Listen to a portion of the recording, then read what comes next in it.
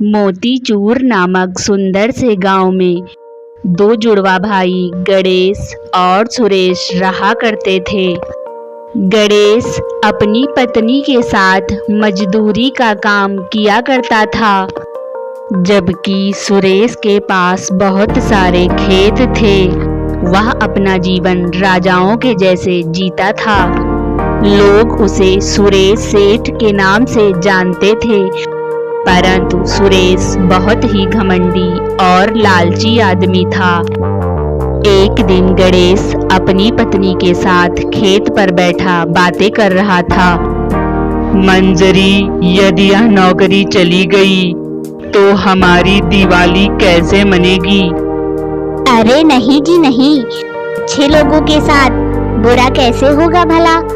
वैसे भी आपके पास कमी क्या थी? वो तो बड़े भैया ने बेईमानी कर ली। अरे कोई बात नहीं मंजरी, पुरानी बातें हैं, उन्हें अब भूल जाओ।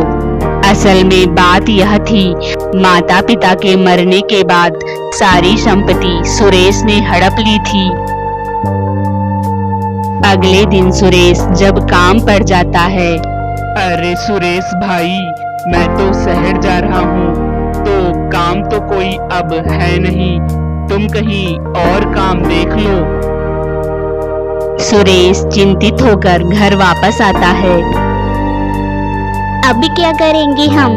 और आज तो धनतेरस भी है, पूजा कैसे होगी शाम को? मंजरी गणेश से सुरेश के पास जाकर मदद मांगने की सलाह देती है। गणेश सकुचाते हुए सुरेश के पास जाता है। ओहो गणेश, हमारे घर का रास्ता कैसे भूल गए? क्या लेने आए हो यहाँ? बड़े भैया, मेरा काम छूट गया है और आज धनतेरस भी है। थोड़ा सा कर्जा उधार मिल जाता, बड़ी मेहरबानी हो जाती आपकी। अरे अरे, पैसे पेड़ पे लगते हैं क्या? मेरे घर पे एक काम है, गोबर उठाने का। अगर तुम सारा गोबर उठाकर अपने साथ ले जाओ तो थोड़ा सा कर्जा तो मैं दे ही सकता हूँ। जी बड़े भैया, मैं जरूर करूँगा आपका यह काम। रुको रुको, जब तक कर्जा नहीं चुकता हो जाएगा तब तक रोज उठाओगे गोबर और लेकर जाओगे साथ। गणेश मजबूरी में काम करने को मान जाता है।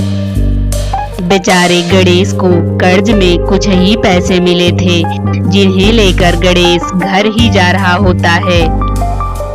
तभी रास्ते में एक गरीब बुढ़िया भीख मांग रही थी।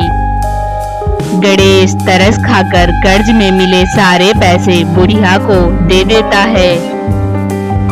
तुम्हारे घर में भी तो पूजा होगी बच्चा, तुम तो सारा पैसा मुझे देकर जा रहे हो।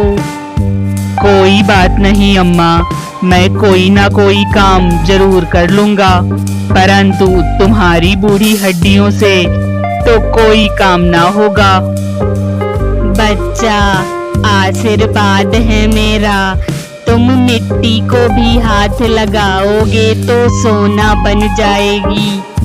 गणेश के पास बाजार जाने के लिए पैसे तो बचे नहीं थे, इसलिए वह वापस लौट गया था सुरेश के घर गोबर उठाने। गणेश गोबर लाकर घर के एक कोने में डाल देता है। शाम को मंजरी और गणेश दोनों के हैरानी का ठिकाना नहीं रहता है। यहाँ तो गोबर का ढेर था, पर यहाँ इतना सारा धन। हमारे घर तो सचमुच ही धनतेरस देवता पधार गए। मंजरी, मुझे यकीन है यह सब बूढ़ी अम्मा के आशीर्वाद का कमाल है। गणेश सभी गांव वालों को बुलाकर धनतेरस का पूजा करवाता है और सभी को एक एक सोने का सिक्का देता है। यह खबर सुरेश को भी लग चुकी थी, इसलिए उसने ठान लिया था 1 साल तक गांव का सारा गोबर इकट्ठा करके अगले वर्ष उसे सोना बनाएगा। फिर क्या था, मूर्ख सुरेश जुट जाता है सारे गांव का गोबर चोरी करने। इधर गांव वाले मुफ्त में साफ सफाई होते देख प्रसन्न थे। प्लीज दोस्तों वीडियो को लाइक करो, सब्सक्राइब करो एंड शेयर करो।